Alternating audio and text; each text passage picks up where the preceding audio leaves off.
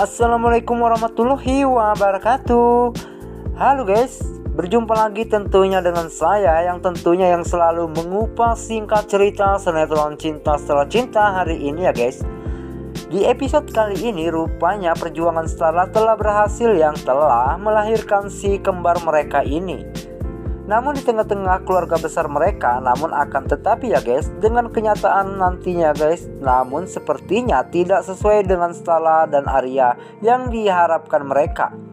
Karena ada satu hal yang membuat mereka menjadi sangat tidak tenang, dan pastinya mereka menjadi seorang ibu bahwa apa yang dirasakan oleh Starla saat ini, bahwa rasa Starla ini mengatakan bahwa akan terjadi dengan apa-apa dengan anak mereka nanti ya guys. Disinilah menjadi topik utama, menjadi permasalahan yang dihadapi dengan keluarga kecil Arya dan juga Starla. Dan lagi-lagi Arya dan Starla harus berjuang lagi yang semaksimal mungkin untuk menegakkan keadilan. Dan pastinya di sini Arya tidak lagi untuk melihat Starla lagi yang selalu bersedih di keseharian Starla ya guys. Dan pastinya juga di sini Arya akan selalu untuk berusaha dan menunjukkan keberaniannya bahwa dirinya seorang kepala keluarga yang pantas dibanggakan oleh Starla dan anak-anaknya. Dan Arya juga berharap semua ini sebagai kewajiban Arya untuk sebagai memenuhi kebutuhan istri dan anak-anaknya.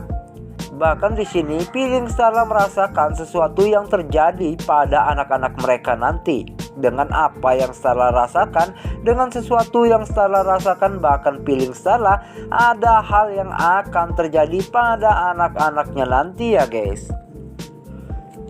Namun guys, di sini Arya juga tetap waspada ya guys, karena di sini yang dimana kehadiran Ruben sehingga membuat Arya dan Starla semakin tidak tenang saja ya guys.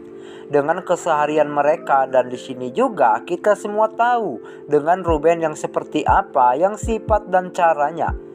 Yang dimana ketika Ruben telah memilih seseorang, maka Ruben akan sabar dan tetap menunggu orang tersebut. Dengan keadaan apa saja orang yang sebagai target Ruben ini.